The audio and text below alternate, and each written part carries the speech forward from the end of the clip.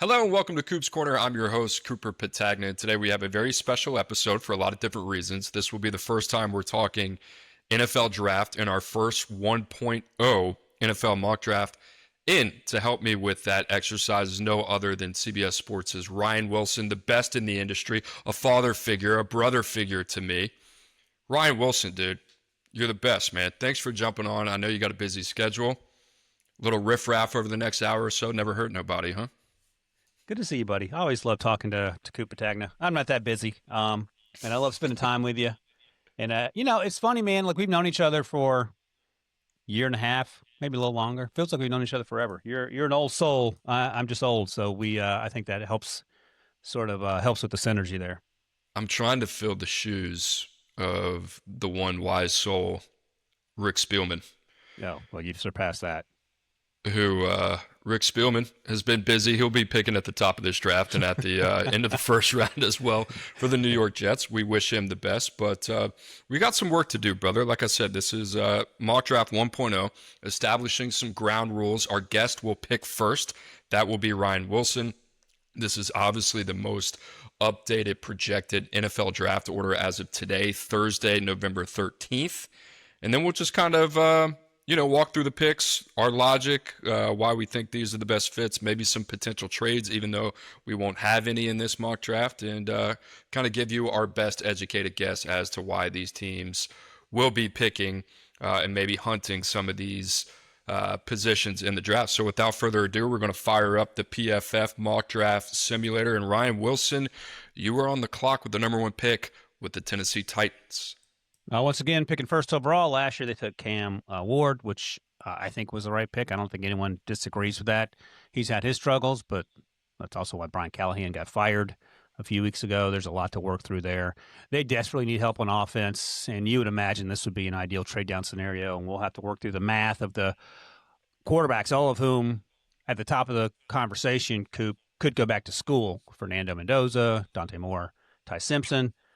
They don't need that. So maybe they're taking offers via the telephone. Since we're not doing that, I am not going to overcomplicate this. We did a mock draft on our podcast a few weeks ago, and the Titans were at 2 at the time. They traded down to 6, and I'm going to take the same person at 6 that I'm going to take here at number 1, Arvell Reese, athlete, Ohio State. And he can play off ball, play in the edge, play in the slot, play the apex, wherever you want to play.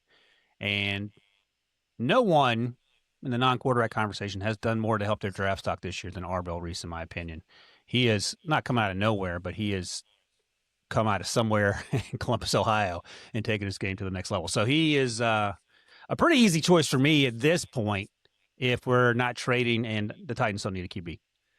Ideal trade back spot, right, for Tennessee. You mentioned that the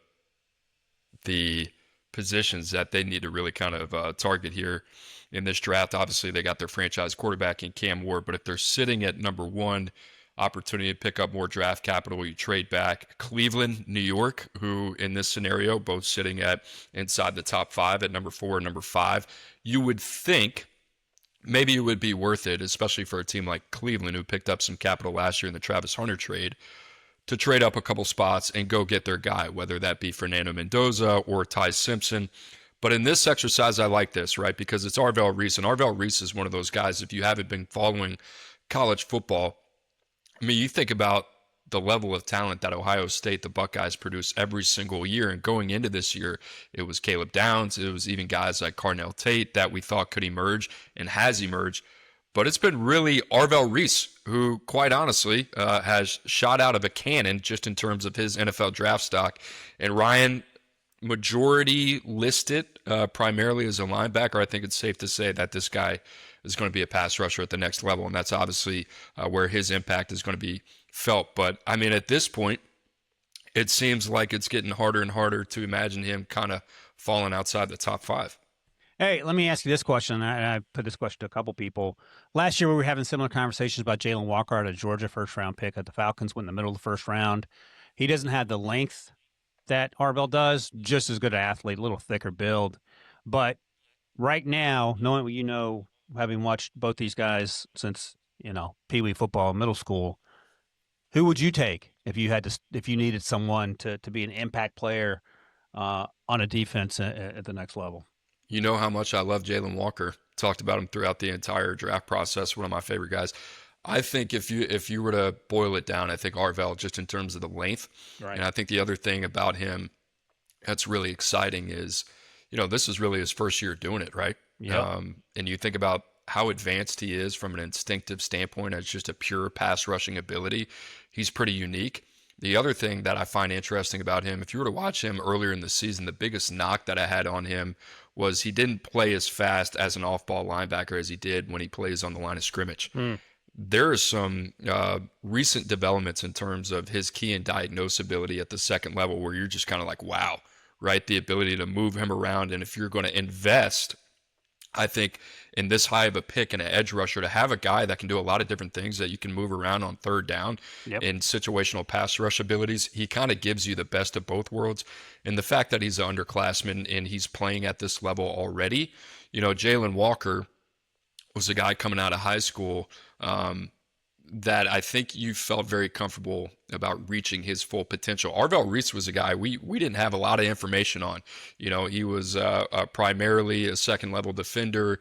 We didn't know how long he was. We didn't know what the frame looked like in terms of the lower body. How would he hold up in the run game if you were going to utilize him off the edge? I've never really seen somebody like him in terms of how lengthy his lower body is. It's kind of a really unique frame that he has. But yeah, with that being said, I think Arvell clearly, not to take anything away from Jalen Walker, but clearly checks all those boxes in terms of what you're looking for from a height, weight, speed standpoint. And then game to game, I think he's just improving as well. So you're taking that ascending player too.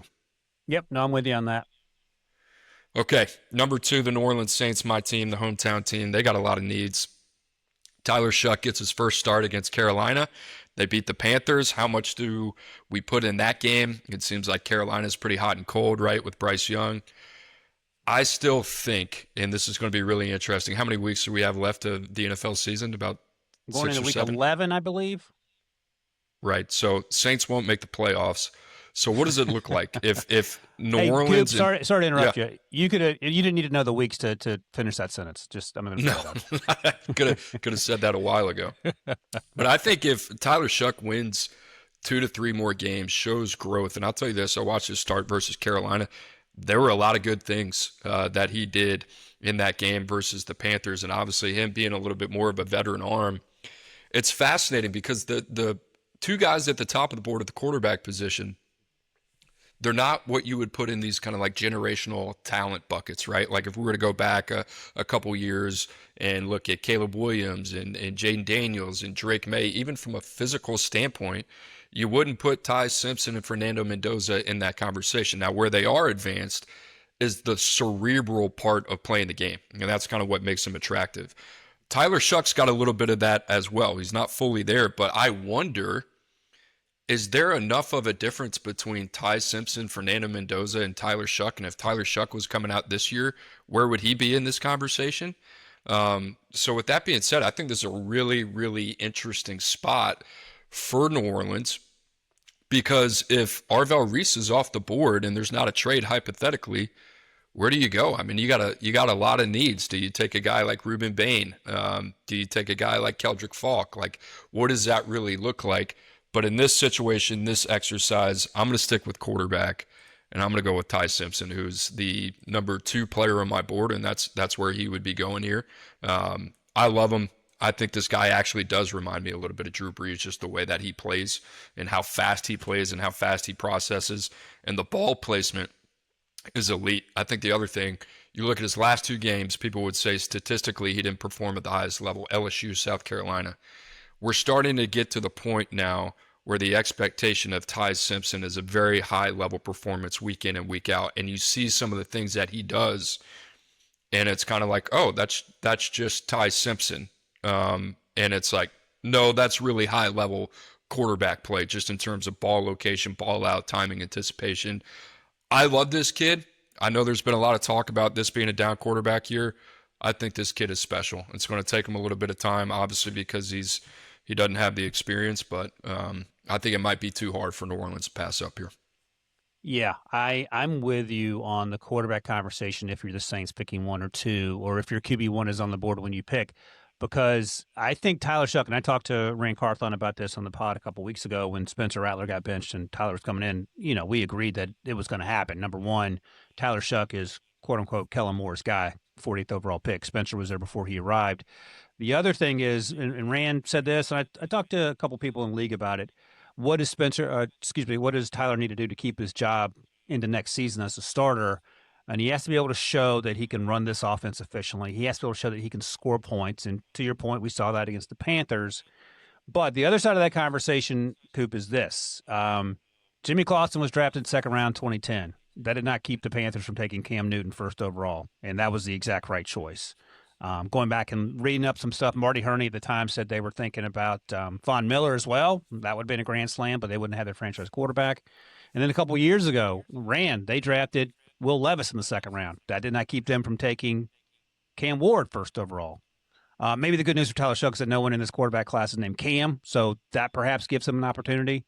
But I think unless you love Tyler, and unless he is playing at such an elite level this year with nothing around him, I don't know if you want to get caught second guessing yourself if you miss out on Fernando or Ty or Dante. I love all these quarterbacks at the top three. I think it's better than last year's class at the top, obviously. And if Tyler Sugg doesn't go in the first round in last year's class, I don't know if he's suddenly a first round pick this year, if we're being honest, because last year's class wasn't exactly crushing it. Right. The only thing I'll say about Ty, and Rand put this on my radar from something he saw on the internet, so it's true. But I went and looked it up using True Media, which we have access to. Throws down the field more than 25 yards. Ty Simpson, if you look at the group of quarterbacks that we've been talking about since the summer, guys who are draft eligible, who had been in the first round conversation, top 50 conversation, from Drew Aller to Lenore Sellers to my guy, Jaden Mayaba, and then the three quarterbacks talked about a lot, Garrett Nussmeier. Ty Simpson, among 10 guys, ranks ninth in terms of completion percentage down the field. 10th is our guy, Garrett Nussmeier, who is dealing with a whole bunch of other things outside of football in terms of the coaching situation, and he did have some injuries earlier on. But he is completing 22% of his passes. The best is Jaden Mayaba, completing 57% of his passes. This guy's thrown the ball more than 15 times. Now, I went back and watched those throws. Ryan Williams isn't helping him. The number of drops that young man has had has been frustrating, I'm sure, to Ryan Williams and everyone else. But just something to keep in mind as we go down this road towards the draft, that we're going to have to talk about what's going on with the down-the-field throwing. Short and intermediate, I don't know if there's anyone better than Ty Simpson, but when you need to push the ball down the field, what's the disconnect? Is it the receivers? Is it the routes? Is it the touch on the ball? But I just wanted to put that out there because I'm sure that's going to be a talking point at some point. Yeah, small sample size too, right? Yep. I think that's the other thing to kind of lean into. And just from watching him and studying him over the last couple of weeks, it doesn't seem like that's part of his game that's not correctable. If that kind of makes sense. It doesn't feel like lack of physical tools. It doesn't feel like right. That. Right. So, yeah, going to be interesting to see what happens with him. All right, we're 12 minutes into the show, and we got 2 picks off the board. Let's hit the accelerator. That's probably my fault. All right, this is kind of where it gets spicy right here because I don't know where New York could go. They could go a lot of different ways here, but the Giants at number 3. Who do you got? Oh man, they need help at a lot of places. I'm going to stick with my. Maybe I won't. Let's see. Okay, let's think this through here. So, Jackson Dart can't continue to play the way he's playing. They have to get the coaching hire right, and it doesn't have to be some X's and O's genius because if you get the head coach right, everything else will fall into place. So they need help along the offensive line. They need help at wide receiver. Which one is more important? Probably offensive line. I would love to take Carnell Tate here, who I adore, opposite Malik Neighbors, but I'm going to go with Spencer Fano, right tackle, Utah, pair him opposite Andrew Thomas, and pray that Jackson Dart can stay in the pocket and quit taking huge hits that land him in concussion protocol. Fano feels very like Will Campbell-ish to me, not in terms of the player, but in terms of what they represent, in terms of kind of like high floor, safe. We need somebody that we can bring in here that can protect our franchise quarterback the same way that Will Campbell has done his rookie year for Drake May. And I'll say this, I think there's going to be some difference of opinion in terms of the top tackles on the board.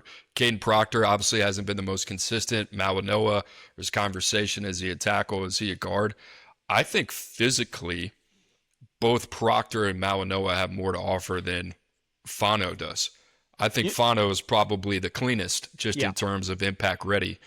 So I think that's going to be a really fascinating conversation. And if you're Joe Shane in New York, like, can you afford missing out on another tackle, right? Nope. They got to get it right. So I'm with you on Fano there. All right, easy one here. Cleveland at number 4.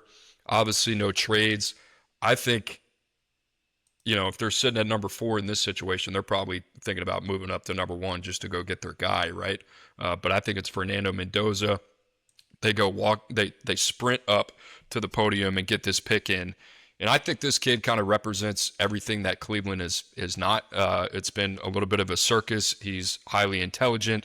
Obviously, he's gone through a crazy career. I mean, he was committed to Yale at one point, lowly recruited, ends up at Cal, transfers to Indiana. And what's interesting about him is I think he is a perfect fit under Kurt Signetti, and I find it really kind of fascinating how teams view him in terms of his ceiling at the NFL. Kirk Cousins is kind of the name that comes to mind when I think about Fernando Mendoza. But if you're Cleveland, who by all means I think plays solid defense, plug and play, and if you get the right coach in there, who knows if Stefanski is going to be there after this year, but I think Mendoza obviously makes a lot of sense. Yep. No, I love him. And a South Florida kid, as you know, how he got out of South Florida remains a mystery to me. I'm sure that you and/or Florida State and/or Florida would love to have him, but they don't have time machines. No time machines there. Absolutely not. All right, Rick's up at number 5 here. Interesting for a lot of different reasons. They need a quarterback. Let's stick with the fact that the guys that are draft eligible, let's say they do declare. What would you do here with the 5th pick if you're the Jets? Yeah, for surely hilarious reasons, I would draft Cade Klubnik and let Rick announce the pick, but I won't do that to Rick. And no disrespect to Cade. They've had a tough season in Clemson. I'm going to go with Dante Moore, and I would love to take a wide receiver here. They have a ton of guys that are going to be eligible for free agency at wide receiver, and Garrett Wilson's been banged up, but it doesn't matter if you don't have a quarterback. Justin Fields has been confirmation that you have to have a quarterback who can play on time. And I think the way of the athletic quarterback is sort of being phased out. Like, it's great that you're Anthony Richardson or Justin Fields, but if you can't play on time, it doesn't matter. You need to become a tight end or a running back or whatever, slot receiver. And Justin Fields has shown that he's just not there yet. I don't know if he'll ever get there. So I'm taking Dante Moore. And Dante Moore, to me, is version 2.0 of Bryce Young in that he's bigger, stronger, faster. Just like Bryce, he can throw with anticipation, hasn't played a lot of ball, hasn't been asked to do a lot. And sometimes you hear Anthony Richardson comparisons in that sense that he hasn't been asked to do a lot, not the physical stuff. But my comeback to that is we've seen Dante play on time. We've seen him make big boy throws with anticipation. We've seen him bring that team back last week against Iowa, a month or so ago in the Penn State game where they won in overtime. So I feel much more comfortable about his evaluation with the lack of sample size than I did about Anthony Richardson or Lenore Sellers, for example, who hopefully comes back to school next year for somewhere. He'll be in South Carolina now.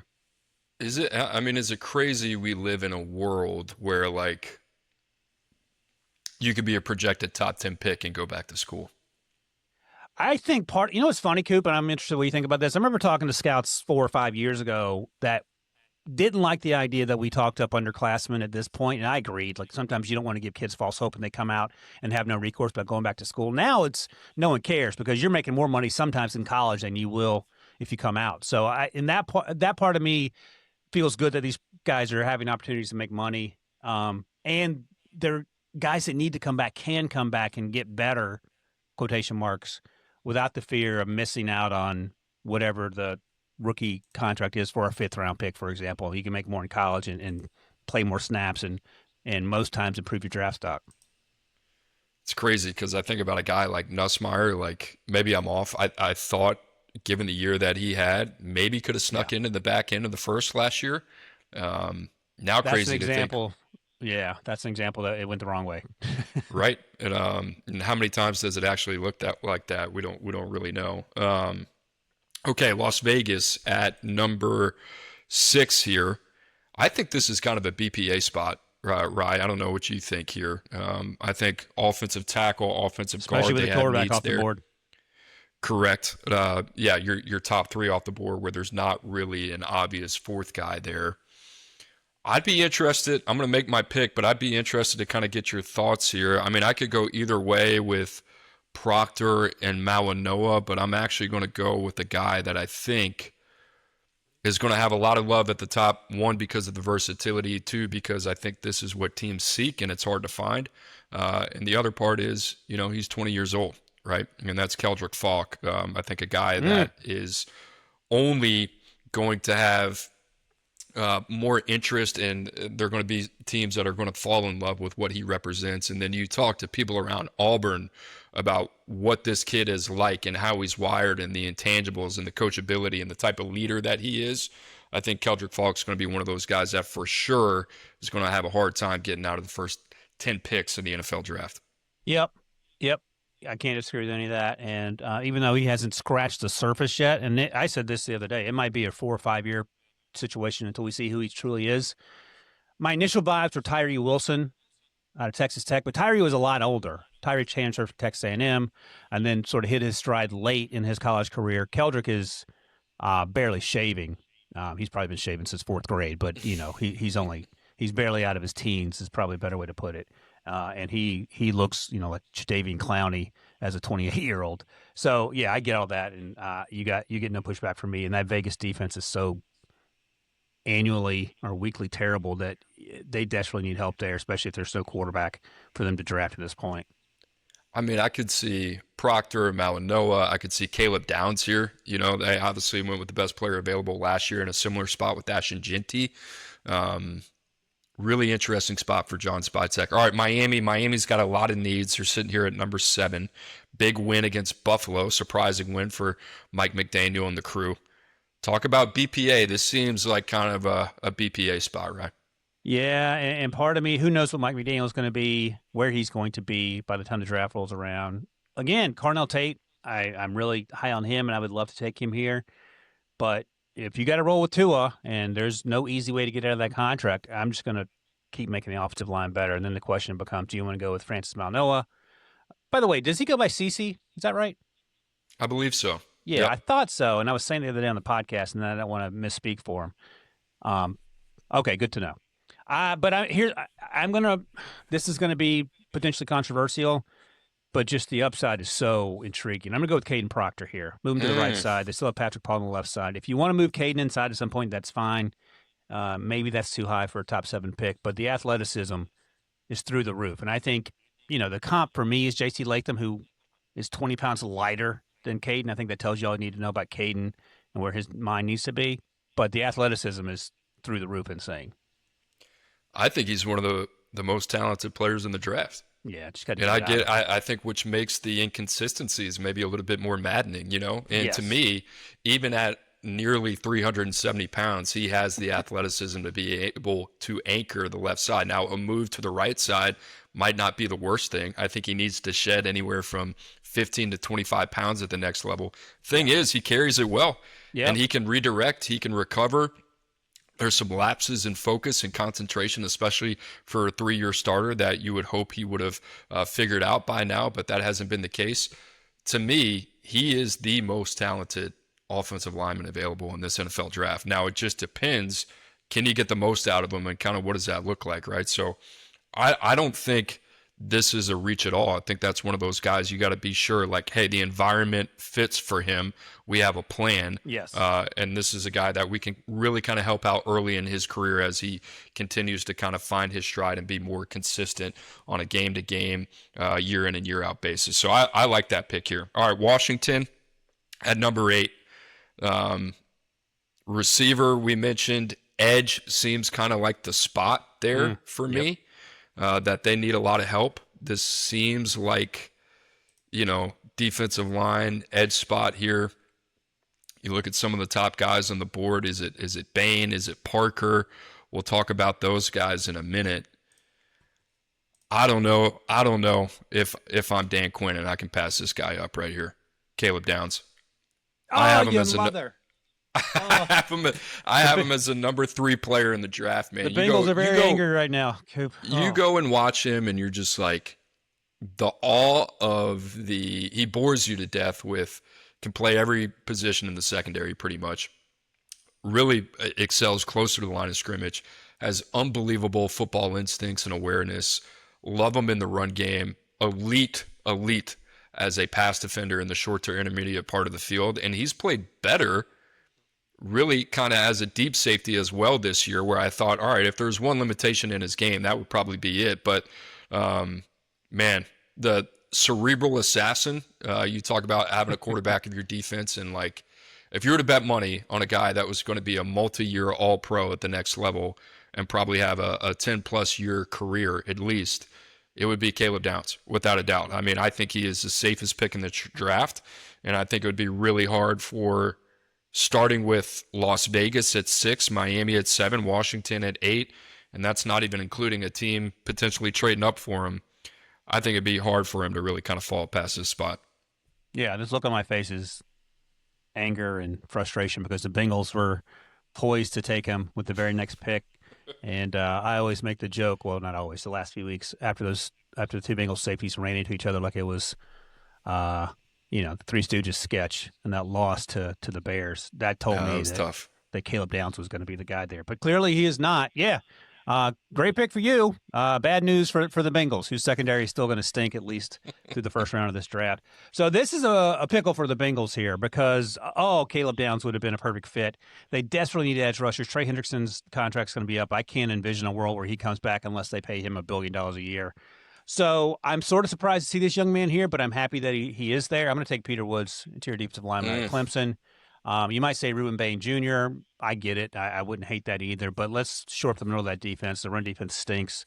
The defense stinks in general. So let's get stronger up the middle. And Peter Woods is at least a step in the right direction. Tell me what you've thought about him so far this season, because there are a lot of preseason expectations around Peter Woods. Woods was one of those guys that when we evaluated through the high school cycle, he was in my region coming out of Thompson High School, and like great story, one of the most productive players in all of high school football, coming out of the state of Alabama for like 3 years, and then goes to Clemson, has an immediate impact, and then it seems like obviously him alongside TJ Parker, it seems like the air has been let out a little bit. I wonder if you kind of still see him in the same regard. Obviously you do, that, I think a lot of evaluators that have seen him over the last 2 years. Yeah, he is not the reason that this Clemson team has floundered. I think some of that's on offense. I don't think TJ Parker's played up to the level of expectation over the summer, but I think Peter Woods has been just as dynamic as I remember him from last season. And also the versatility. You can line him up over the center. You can line him up as a 5 technique if you want. So he can do a lot of things. And, you always get visions of Brian Brzee wearing number 11, but I think he's in that sort of mold in terms of being disruptive. A little better college career, but Brian Brzee had the ACL. He had the issues with his family. His younger sister passed away, so I'm not going to ding Brian Brzee for his mind being elsewhere in Clemson. He's played pretty well, at least the last time I checked on him in New Orleans, and he's been worth that first-round pick. And I think Peter Woods has a chance to be that type of impact player, along with the versatility, really good against the run, disruptive pass rusher. I have no issues with how he's played this year, especially when compared to the Clemson team as a whole, which has been a huge and recurring disappointment, it feels like. All right, at number 10, we got the Rams, who look like they are going to get the best of that trade with the Atlanta Falcons there, picking currently inside the top 10. I'm going to have to go with our guy, CC Mawanoa. I think this kind of makes sense for LA. They're in a best player available kind of spot here. They got a 37-year-old quarterback who's playing at an MVP level. And if Stafford goes and wins the Super Bowl, who are we to say that he might not just sail off into the sunset, right? We've kind of seen that story before. But I think they invest in their offensive line. Could have a needed tackle, could have a needed guard. This kid could play right tackle. You could kick him inside the guard. I could see both cases for that. This kid has gotten better and better and better. Another 3-year starter, kind of fits that mold of both Fano and Proctor. I think, if you're comparing all those guys, to go back to it, Mawanoa has a combination of both the ceiling and the floor that I think you would feel pretty much the best about. So I like Mawanoa here. I think it's a value pick for Les Snead. That could go a lot of different ways in LA, but I think this is maybe the smart course of action. Again, Snake by Coop, one pick before. The Cardinals certainly could have used Malino on the right side. Jonah Williams has been serviceable, is one way to put it. And Paris Johnson Jr. has been pretty good, their former first-round pick on the left side. Instead, we'll go in another direction. Who knows what the future holds for Kyler Murray? He's been benched for Jacoby Brissett. Jacoby's playing better than he is. Whoever you roll with next year, let's get them some help. So then the question becomes running back or wide receiver. I'm going to go with Jeremiah Love. Again, I keep saying how much I love Carnell Tate, and I would love to get him in that wide receiver room. But I think Jeremiah Love with James Conner suffering their injury and Trey Benson's banged up, and obviously James Conner's a little longer in the tooth. Get Jeremiah Love out there to take some of the pressure off whoever the quarterback is, and also an asset in the pass game. I'm kind of shocked by that pick, Rye. Oh yeah, look at that. No, running I mean back. not because of the player. I love the talent. I mean, I think as of right now, I have Jeremiah Love number 8 on my board. I think he certainly kind of fits the talent. I'm more position value, if that kind of makes sense. Yeah, no, I get it, and I like the versatility he provides as a receiver as well. So you can add that element, and that's sort of why I leaned him over Carnell Tate, even though they have real needs at wide receiver, probably bigger needs. But you how much longer can James Conner do it? His season's over now, obviously. Trey Benson's had an injury history coming into the league, and he's banged up. So you're rolling with Bam Knight and Mari DiMercado, and they've been fine. But if you want to take it to the next level, the other thing is this, and this could be a sort of a check mark in your column of what you're talking about here. I think Ashton Genty's a better player coming out than I do Jeremiah Love, and I might be in the minority in that. Ashton Genty has not single-handedly saved the Vegas Raiders from themselves. So I think the Cardinals are a little further along offensively, and they have a little more stability, which is crazy to say. But maybe it would have been smarter to go Carnell Tate, for example. I would love to have gone Malinoa, but somebody took him. I think if you're going to draft a running back in the top half of the first round, then you need to feel like you're a Super Bowl contending team within 3 to 4 years of that contract. And I think if you ask Arizona, they probably feel that way, right? They're probably going to have to make a major decision at quarterback. But if they get the right guy, I think they feel confident that they're not that far away. So I get it there for Jeremiah Love. All right, at number 12, I could go a lot of different ways here. And I think Jerry Jones and the Dallas Cowboys say, you know what? We gotta replace this Micah Parsons size hole. We just need a good, productive, solid player. We didn't expect this guy to be on the board. I think the major decision for Dallas here is they're definitely going to go pass rusher. I could see Jerry going either way. I think this comes down to Reuben Bain and David Bailey. But for the sake of this exercise, I'm going to go with Reuben Bain.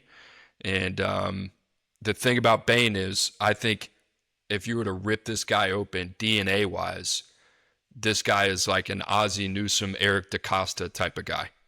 I think he would fit beautifully in Baltimore, but for the sake of this exercise, best player available for Dallas at a position of need, I think they'd be ecstatic to get him at number 12.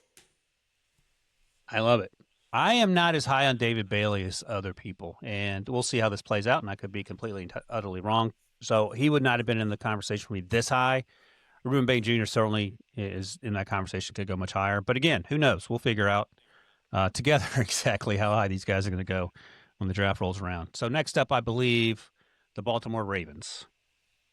And you know what? I know they have huge needs on defense. They're getting better, getting healthier. A lot of the guys that I wanted are gone, but my wide receiver one is still there. So finally, I'm going to take Carnell Tate. Just keep adding playmakers. I love the idea. Rashad Bateman's contract's up.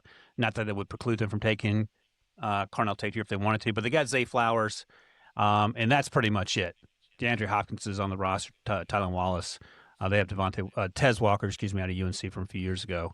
But let's get more juice on the outside, and Carnell Tate is just a jump ball, contested catch, yards after catch machine. I like that. He kind of feels like a Raven, too. He's got an edge to him. Again, I talked about his teammate Arvell Reese outplaying just about everyone else in terms of draft risability. I think Carnell Tate's not far behind him. There's some guys, man, it's such a compliment when you talk about a team and you're like, oh, that guy feels like a Raven. That guy feels Yeah. like a Steeler. Because you can't say that for every team in the NFL, right? Every team in the NFL wants to get to a point where you can give one adjective where you're really just saying, all right, hey, this guy is a Baltimore Raven, and you know what you're getting. You're getting a tough, dependable, impact-ready type of player, right? So I love that with Carnell Tate, man. Like, I can't speak more highly enough of Carnell Tate and what we've seen and him blossoming in the number 2 role in Columbus behind Jeremiah Smith. How good is Jeremiah Smith that the number 2 the last 2 seasons is Emeka Egbuka and Carnell Tate? And Carnell Tate could go, shoot, man, really high. It wouldn't shock me if he ended up top 6 or top 7, Yep. you know? And traits-wise, I would say that we slept on Emeka Egbuka. Traits-wise, Carnell Tate is probably ahead of Emeka Egbuka, and Emeka Egbuka is already one of the best players in the NFL, which is bonkers. They're just so well coached. Yep. You know, I mean, it's just Brian Harline does an amazing job there. All right, Minnesota. Minnesota's got a big need at corner, and this corner class is I don't know. Like we're kind of like talking ourselves into some of these guys. You got Jamal McCoy, who I like, that I think the traits are no doubt putting him in this conversation, but he's coming off an ACL. We don't even know if we see him this year. Right. But I think given the lack of market at the corner spot, these guys are hard to find. It's a premium position. I think Minnesota turns a card in and goes in with a big, long, physical Jamal McCoy, who hopefully has a clean bill of health coming off an ACL injury. Yep. Hope, as they say, Coop is not a plan, but I understand where you're going there. Yeah, you gotta bank on the. An ACL is not like a Tua Tagovailoa hip injury where you don't have any idea what the prognosis is because it happens so rarely. So guys come back from ACLs all the time, and they play. Sometimes they play even a little better once they get over the mental hurdle. I was going to make a Bionic Man reference, but you definitely wouldn't get that, and people listening probably wouldn't get that either. So I'll keep the keep that to myself. Shout out to Steve. What's his name? The Bionic Man. All right, next up. You know what's here's your future, Coop. By the way, I'm a 14-year-old, and we watch a lot of. I show them a lot of '80s movies, and I can't even enjoy Fletch, for example, because I'm like, oh my gosh, 85% of the people in this movie are dead. So this is what you have to look forward to as you gracefully make your way on this journey that we call life. It's crazy. It's crazy. All right. Speaking of crazy, Houston Texans got to protect C.J. Stroud. Been saying that literally every day since he was drafted, and they've tried. I give them credit for that. They drafted Arante Ursary last year. He started at left tackle, the second-round pick. I'm going to go and help out Ursary with a guy that we haven't spent a lot of time talking about because he plays on the interior offensive line, but he's had quietly a very good season. You know who I'm going with? I had a feeling, but now I'm having a little bit of doubt. It's either going to be somebody from Penn State or Oregon. Okay, yeah, you raised the roof. Either one of those guys would have gone, but you did the half raise the roof. I went with Vega Ione, Penn State. That's the one that I wanted. One of the cleanest. You talked earlier about clean prospects. He's one of the cleanest guys in this class. You know what you're getting. Absolute animal in the run game. Very good pass protector, and that's what you need to get the left side sort of locked down there. So that's where I went. And I do love the Oregon kid who'll probably get his name checked here shortly. Emmanuel Pregnon. Yep. Yes, sir. Yeah, you know what's funny? I talked to some scouts just trying to gauge what other teams were going to do around the NFL. And Houston stuck out to me because I asked him, I'm like, hey, what do you think Houston's going to do? He goes, best player available on the offensive line. That's it. Yeah. Tackle, interior, whoever's there, that's the direction that they got to go. So Vega has seemed through these thought exercises and going through the mocks and just kind of the way the board falls with top 3 tackles being off the board, he seems like he kind of makes the most sense based on where we think Houston would be picking at this time. All right, Carolina at 16 as we put a bow on the first half of this mock. And there's some guys available, man. You got TJ Parker, you have David Bailey. You know, they invested last year in pass rusher with Nick Scourton in the second round. I think this is one of those spots they would be intrigued by that. If a guy like Peter Woods was on the board, they'd be intrigued by that. But this kid right here, has been awesome, man. Mansour Lane at Oh, LSU, jeez, and it's the third time he he's snaked me. had a crazy rise from transferring at Virginia Tech, where he played a couple different spots in the secondary. Athletically, I don't want to say limited, but I thought everything was above average to good, Yeah. just in terms of the reactionary traits to the speed, the instincts, the patience, the ability to maintain phase, and the instincts playing the ball in the air. I mean, he's been exceptional. I watch LSU every single weekend, obviously because that's where I went to school. But studying this kid, him alongside AJ Halsey, I mean, they've been a revelation for that secondary. So I love Mansour Lane. I think this is probably where he falls in that 15 to 20 range, and I think Carolina is stoked to have him here at number 16. I know we're sharing the screen here so we can see the mock draft simulator. Are you looking at my screen as well? Because this is the third time you snaked my pick. And the first two It's times just it was good ha ha synergy, funny. brother. We talk a lot. Jesus. All right, let's got to regroup. Hold on, Rod. Let me plug the show real quick. All right, since we're halfway through. Guys, if you're watching the show, do me a favor. Make sure to like and subscribe for the sake of Ryan Wilson. Also, you can follow him on X at Ryan Wilson CBS. He also does a unbelievable podcast called With the First Pick, following everything NFL draft. You can find that on the CBS Sports YouTube channel. That's alongside former Tennessee Titans GM Rand Carthon, the best in the business, breaking it down. Make sure to give those guys a follow. Unbelievable NFL draft content. Like and subscribe. Coop's Corner. You can find us at youtube.com/CoopsPetag. We're off and rolling, baby. All right, second half of the first round pick. Number 17, the Kansas City Chiefs are on the clock. Yeah. Not What a not plug, huh? That was a great plug. I'm still reeling over my inability to handle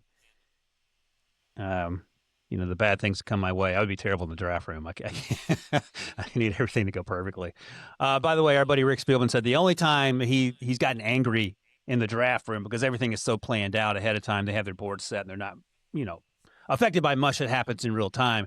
Is that he had an agreement with a team to draft Chauncey Gardner Johnson, and the team backed out at the last minute. And Rick said, I think he, threw his orange juice across the room. But that was the only time in 30 plus years in the front office that he got fired up during draft night. And he is, he's excitable, it turns out, in the moment. So just something to note there. All right, the Chiefs, man, he did me dirty. So what are we going to do here? You know what I'm going to do? I'm going to take one of the guys that I really like a lot in this draft, maybe more than most folks. And I'm going to bolster. I thought about wide receiver here, but I'm going to keep going edge rush. And, the guy George Karlaftis, who's exceeded expectations. They drafted Ashton Gelati last year. But I'm going to go with one of my favorite players. He feels like a Spags type edge rusher. Quincy Rhodes Jr. out of Arkansas. 275-ish. And I think I'm higher on him than most people. I'm okay with that. I watched him. I really like the way he plays. I don't know if anyone plays with a higher motor than Quincy Rhodes Jr. does, and that feels like a good fit for that defense. He's, to me, what I think a lot of people want Kenyatta Jackson to be. Oh, that's a good way to put it. Does that make sense? Yeah, absolutely. Shown a little bit more in terms of consistency. I think the other thing about him is kind of like it's a little bit different, but it kind of feels Keldrick Falk-like, just in terms of the size, the versatility. You can move him around. You can play him off the edge. You can play him on the interior. He's got some juice now. I think he's got 8 sacks on the season. Long, rangy kid. I like Quincy Rhodes a lot, and I'm with you. There are a couple names maybe more in the mainstream that are a little bit higher on the board, but I think just from a box checking standpoint, I think Quincy Rhodes is going to be one of those guys that once we get through the Underwear Olympics, he's going to have a lot of fans. And by the way, sorry to interrupt you, but I was going to say, TJ Parker's still on the board. I think we could live in a world where Quincy Rhodes Jr. is off the board before TJ Parker. 100%. 100%. Because I will say this, scouting TJ Parker out of high school, another guy out of the state of Alabama, I don't think he's going to wow a lot of people when it comes to the NFL draft process from a trade standpoint. Interesting. I think you're going to be leaning on the production, the body of work, and that's okay. You know what you're getting with that guy, but he's not a ceiling player, in terms of a pass rusher. You kind of know what you're getting with him. So I like that Quincy Rhodes pick here at 17. I thought you were going to go with Kenan Sadiq. I thought about it. But one of the things that I'm wary of, and this is less about Kenyon and more about history, we've seen a lot of these insanely athletic tight ends, and Kenyon's a really good blocker as well, just not necessarily pan out as high first round picks. Um, Laporta, second round pick. Trey McBride, second round pick. And maybe those guys should have gone in the first round, but I think that value sometimes you can get in round two. And I love the idea of getting Quincy Rhodes here. There are a lot of fans of Kenyon Sadiq in NFL draft circles. I learned that very, very quickly. I That get it. he Look at is him, one of right? those names, yeah, that will probably go a little bit higher than people think. All right, we talked about TJ Parker. I think BPA, edge spot, San Francisco, they could go that direction, but I think this is going to be very difficult for Kyle Shanahan to pass up. Jordan Tyson. I think they go That's the fourth receiver time here. now. I think Fourth this is time. very, very, very good value for San Francisco for a guy that you can line up on the perimeter. You can put him on the inside. He's got great size, 6'2", 200 pounds. He's been banged up a little bit. You know, Ricky Pearsall, another Arizona State via Florida type cat. But yeah, man, if Jordan Tyson's sitting there at number 18, I think there would be a lot of teams very excited. And you got some needy receiver teams behind you as well, including the one that's on the clock now in Cleveland. Yeah, no kidding. Thank you. I love Denzel Boston. I'm not going to take him here. And people complain about Denzel Boston's ability to separate. I don't see it. They act like he is. Who's the quarterback? The quarterback. Excuse me. Who's the wide receiver that the Patriots drafted at Arizona State a few years ago that just clearly wasn't a first round pick? N'Keal Harry. Thank you, Nick. He's not N'Keal Harry. I think he's much closer to Rome Odunze than N'Keal Harry in terms of physical ability. So that said, I'm not going to take him here. They have said Tillman. They needed someone with a little bit more juice like Jordan Tyson. So I'm going to turn to my head of scouting here, Coop Petagna, and I'm just saying Kenyon Sadiq because Njoku's in the last year of his deal. Harold Fannin Jr. has been great. They tried to use him as a blocker in line. He's been okay. But you can have as much, as we see the proliferation of 12 and 13 personnel around the league, you can have two dudes out there playing tight end and be threats down the field. So Kenyon Sadiq gives me a little more than maybe Denzel Boston does in this offense, assuming Kevin Stefanski comes back. You help out the young quarterback. I think you took Mendoza at 4, if I recall correctly. So let's help out that young quarterback. The defense can do some of the heavy lifting early and go from there. I think that's ideal for Cleveland to be. I mean, because Sadiq is one of those guys. I mean, he is so well rounded in terms of his ability to attach as an inline and what he gives you in the run game. Yep. And then I think a lot of people kind of see him as really kind of untapped in the passing game as a receiver. A lot of people that think that he should be getting a lot more opportunities than what he's getting in Eugene right now. So I could see that. I think Mekhi Lemon is going to be the other guy that I think a lot of teams really, really are intrigued with out of USC as well. I think San Francisco, Cleveland could all look that direction here. All right, Pittsburgh. What in the hell do we do here? I might have to phone a friend, Ryan. I might have to bring you in on this because I'm like at a loss of really just kind of where they are on the board. They need a quarterback. Do you force it with Lenora Sellers? Oh no, you will get fired. I know what you think on that. I'm kind of curious. I really don't have a good pulse for what Pittsburgh should do. So I'll give you some hints, and if you want to go from there, do so. I'm happy to provide even more information. It sounds like Aaron Rodgers and Mike Tomlin might continue this relationship for one more year, so into 2026. And then the question becomes, what do you do? They have Will Howard, the 6th round pick, and that doesn't necessarily mean anything, but he's a young guy that they have seen nothing from yet, and maybe they'll tell you they like him, but we don't know how much. Their defense is quietly not very good. So if there's a best player available there, that makes sense. I mean, TJ Parker could be in the conversation if you liked him, if you're Pittsburgh. I'll be honest with you. Broderick Jones has been a huge disappointment, the former first-round pick. They, yo-yo him back and forth from one year to the next, left tackle to right tackle. So if there's a left tackle there you like, because Aaron Rodgers is throwing the ball in 0.3 seconds. It's a slight exaggeration, but not much. So, and wide receiver. They have huge wide receiver needs. DK Metcalf, you double him and problem solved. So this team is old and they have a bunch of holes. All right, if that being the case, give me the best player available on the board right now, which I think would either be T.J. Parker or Mekhi Lemon. I'm going to go with Mekhi Lemon. We got a little run on Love it. receivers here. Now we're getting, yeah, you will get no pushback from me on that. Mekhi Lemon can create. And, Calvin Austin III is a good player. He should not be your number two because he is undersized. Mekhi Lemon. Look, now we saw Mekhi Lemon struggle against Notre Dame against Leonard Moore when cornerbacks get in his face. But that was it. Otherwise, he's been lights out this year. And Leonard Moore, by the way, who's going to go very high next year. Right. That's right. Right. By the way, I'm speaking of cornerbacks quickly, you mentioned Mansur Delane and the physical quotation mark concerns or things that have come up.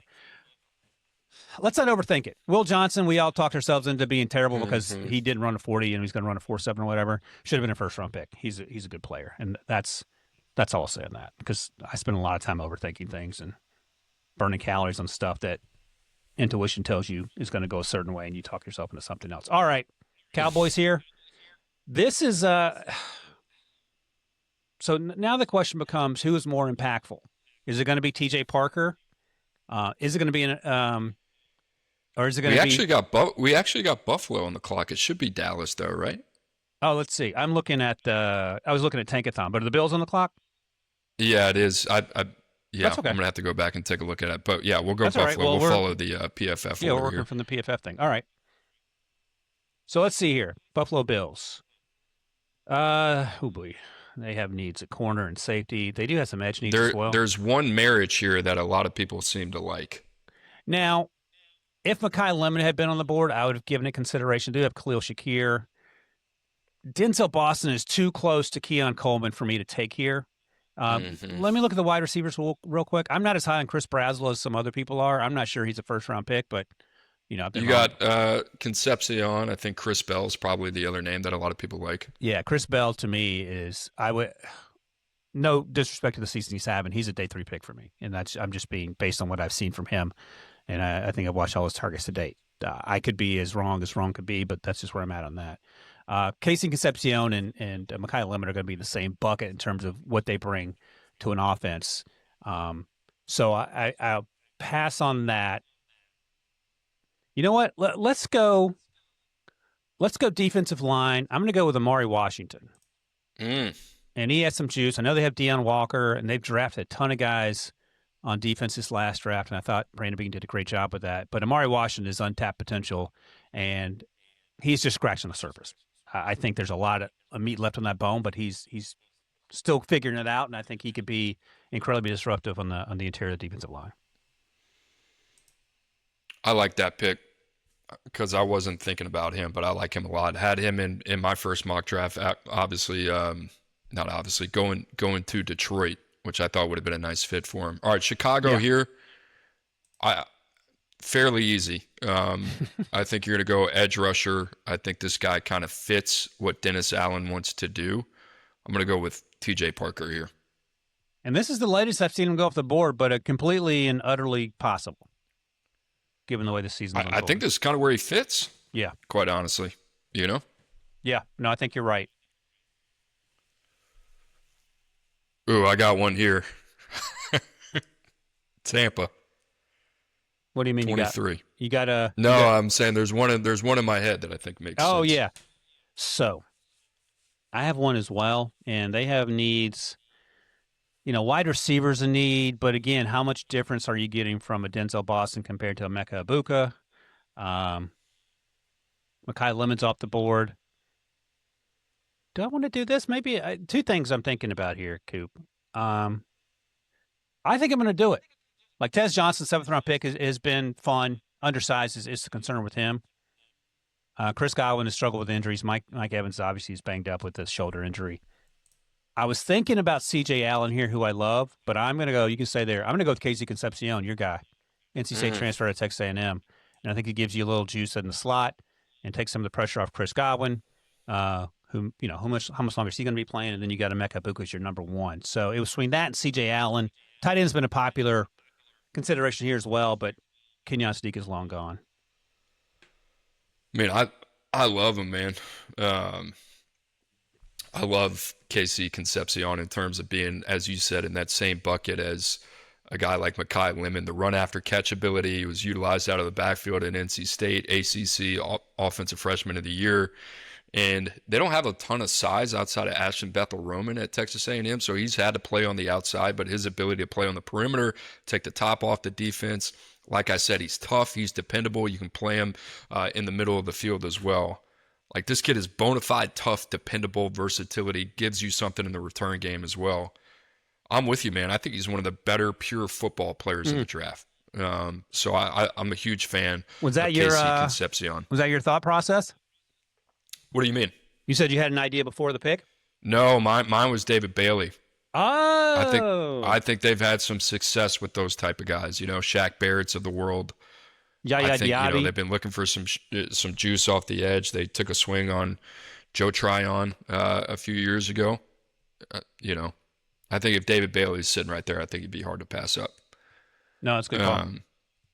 All right, Detroit. I had a scout tell me Detroit is more than likely just going to take the best player available on the defensive line. And I think you go a lot of different ways here because this is a flavor pick, man. Like, Caleb Banks is going to try to play this season, which I think is really interesting. He's been dealing with a foot injury that's kept him out the majority of the year. You have Caden McDonald, who's come on strong. You have Christian Miller, who I really like a lot. This kid right here, though, Caleb Banks, I think he's a top 10 player when healthy. And this is the type of kid that Howie Roseman in Philadelphia has made a living on with Jalen Carter, Jordan Davis, these type of big bodies in the middle that you can move around, that are disruptive. You can play them off the edge if you need to. Like in Detroit, and Brad Holmes and Dan Campbell, they're in a position to do this. They have the equity to pull a move like this.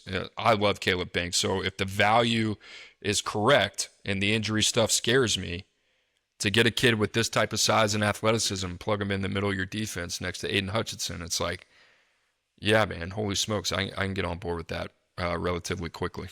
Yep, and it feels a little bit like the Johnny Newton conversation a few years ago, who had the foot injury, and that's why he fell to the second round. Right. So, refresh my memory, Coop. Who did the Cowboys take? I want to say we took Ruben Bain here. Oh, good. Yeah. Good. That solves some problems because this pick becomes easier now that we've got. And look, man, you could pull a Falcons and double up on edge rushers here if David Bailey's your guy, or the idea of Ruben Bain Jr., Mateo Uiagalelei is an intriguing one. But one of my favorite cornerbacks is still out there, and I'm going to go with Avion Terrell because they desperately need cornerback help as well. So if we get Ruben Bain Jr. and Avion Terrell with 2 first-round picks, that feels like a huge stride in the right direction. So I will make that selection for the Dallas Cowboys. Yeah, he's a pro's pro, too. I mean, just know what you're getting. I think if it doesn't work out for whatever reason on the perimeter, I think you could easily slide him into a nickel spot, too. Yeah, absolutely. He's a little smaller than his brother, but he doesn't play small. Right. Very, very heady player. All right, on the clock, we have the Los Angeles Chargers here. Another team that I was told could look on the inside of their offensive line. I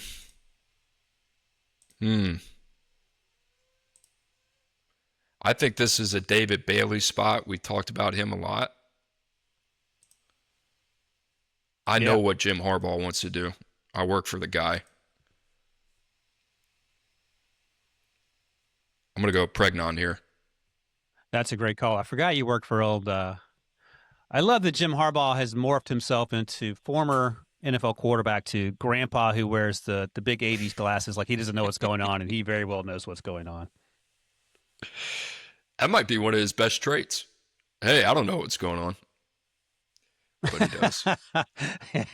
He knows, though. I mean, you can tell me better than I can tell you, but it feels like he's just playing a character. Don't be fooled by the khakis and the no shirt on playing catch with the gloves. All right, Rams here, 27. Oh, the Rams. I'm looking at it on my small monitor, so I was trying to make it out. I thought it was the Patriots. So let's see what we got here. That's all right. We can handle this on the fly. I think typically I've gone with interior offensive line here as well. Now they got Malinois, remember. Oh, thank you. Yeah, thank you for that. Okay, so we got Malinois. All right, good. There we go. That eases things a little bit.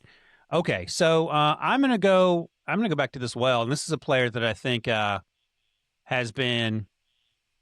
Let me double check. Yeah, that's what I'm going to do. This guy's flown under the radar a little bit, or maybe depending on your viewing of SEC football, he's made himself on the radar with Jamar McCoy out. Colton Hood's been really good as the cornerback, the dude in that volunteer secondary while Jamar recovers from the ACL. So I'm going to go Colton Hood here. Big physical, long cornerback who feels like a Chris Shula type / Rams type cornerback. So I'm gonna do that. So we got that and got Malinoa. That feels like a pretty good draft haul. I like that. Okay. All right. I don't think he's going to last this long. To me, I love Denzel Boston here. And I'm very high on Denzel Boston, but I'm going to go defense. I'm going to go with David Bailey here for New England. Ooh. And even if he got past New England, I think Philadelphia would absolutely take David Bailey.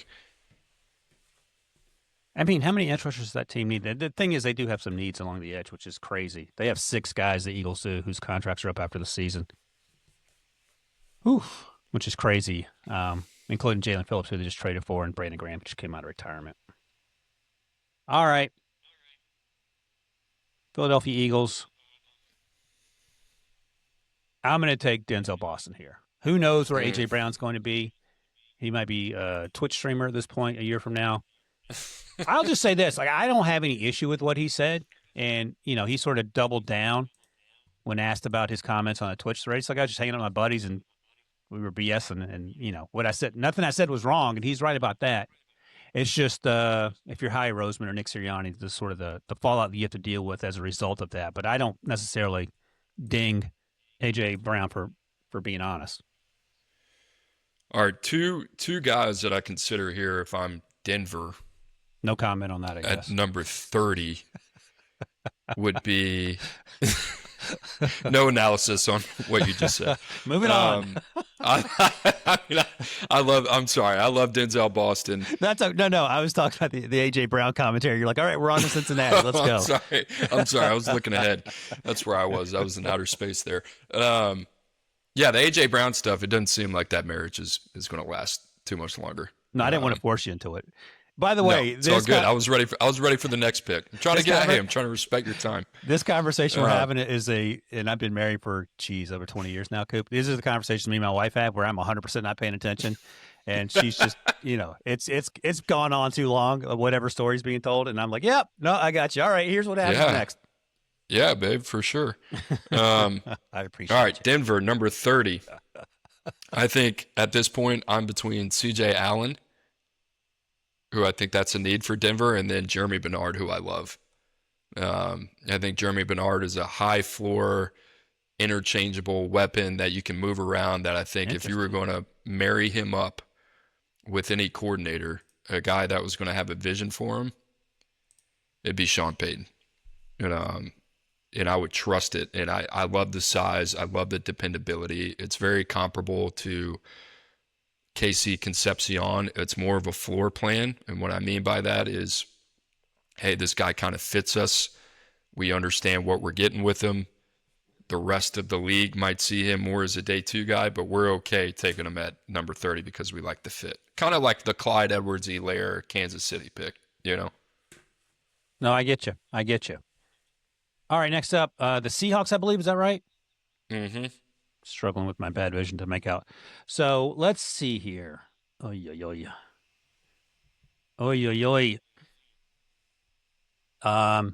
Very quietly, just crushing it. All right, I think what I'm going to do here, and this will be a BPA situation, which is no surprise when you're picking 31.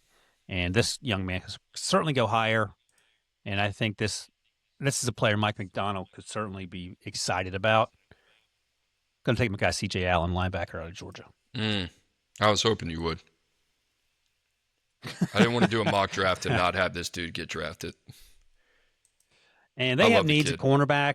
Yeah, but do you want linebacker 1.5 if we're calling Arvell everything, like an athlete, or do you want cornerback 4 or 5 in a sort of relatively weak cornerback class? And I'm happy to go C.J. Allen here because of his versatility. And you talk about a guy that is a hair on fire type player and brings some juice. That's C.J. Allen. All right, Jets, number 32. Could go a lot of different ways here. I'm with you. This is kind of a BPA situation for them. Biggest need outside of quarterback, what do you think it would be? The Colts? The Jets. Remember the Jets own that Oh, the pick. Sauce Jets. Gardner. Sorry, I pulled a. That's right. I pulled a Coop, and I was spacing out thinking about some other stuff here. All right, so the Jets, they got their quarterback, and then they traded Quinn Williams. Defensive line class isn't particularly deep. They have needs at linebacker, so are three going to go in the first round? And then wide receiver is a huge and obvious and glaring need. They have five guys whose contracts are going to expire: Josh Reynolds, Alan Lazard, John Mechie, Tyler Johnson, and then a special teamer. They have needs to tight end. I mean, virtually anywhere. The other thing to keep in mind is, did we take our guy Emmanuel Pregnon? Mm-hmm. Okay, so he's off the board, but they have needs along the interior offensive line as well. They got their bookend young tackles, but Elijah Vera Tucker cannot stay healthy. Well, I mean, he's a fantastic football player when he is, but he just can't stay on the field. So it's almost like throw a dart at the spinning wheel of positions, and you can't miss. All right, so I think defensive line, obviously with Quentin Williams out, I think you could go a lot of different ways here. Kristen Miller, Caden McDonald, Dominique Orange is a very interesting kind of value proposition here at 32. I'm going to go with a guy that I don't think a lot of people are talking about. And I think his future is at either right tackle or guard, and I think that position flex is important. I'm going to go with Caden Green here in Missouri. Oh, interesting. I haven't watched him yet, so I'll have to take your I word like him. He's playing left tackle. I think he's a guard long term, strong at the point of attack, can move people. Transferred after his freshman year from Oklahoma. I like him. Not the sexiest, but a guy that's a really good football player that I think the versatility, and then he'll go through the pre-draft process, and he checks a lot of boxes as well. I mean, Lomu, Isaiah World, Gooseby, it's like, I don't know, man. I kind of put all those guys in the same bucket. They all kind of scare me, And do you want to draft those guys? Don't necessarily feel like we can talk all the time about, hey, let's kick them inside, but that's easier said than done, and we don't know what that looks like in reality. I don't think any of those three have capability to go inside. Better put, and fewer words, yes. I think Green would be one of those guys. All right, Ryan, here you have it, man. Mock Draft 1.0. What'd you think? Alternate pick. This is a really good mock draft, and it's a little different than the ones I've done previously on our pod. So I like this a lot, and I'm excited to, well, I say this. I don't know if I'm excited to hear people's reaction, but I'm excited that we get to do it together because the reaction might be exactly what we expect it to be, but that's okay too. I had my brother reach out to me after I put out my first mock draft ever for CBS Sports, and he said, damn, man. He said, it's tough out there. It's tough in these streets. I was like, yeah, man. I mean, the thing is, you research this, you talk to people in the league, doesn't matter. I'm not, right? Hey, you freaking idiot. F you. Yeah, no, that's right. My old man joke, and I stand by this. Politics, religion, and mock drafts, not necessarily in that order, is what gets people fired up the most. And hell yeah, brother. That is it. I stand by that. No, this was fun, Coop. Ryan Wilson, man. Good to see you, buddy.